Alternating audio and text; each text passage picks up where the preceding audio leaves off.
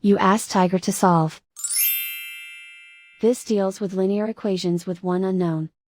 The final result is p equals -5/4. Let's solve it step by step. Group all p terms on the left side of the equation. Add 11p to both sides. Group like terms. Simplify the arithmetic.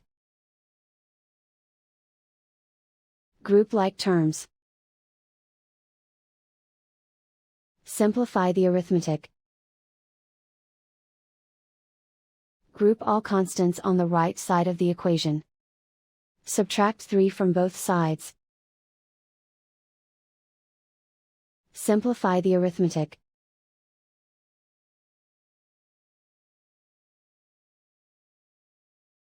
Isolate the p. Divide both sides by 28. Simplify the fraction. Find the greatest common factor of the numerator and denominator. Factor out and cancel the greatest common factor.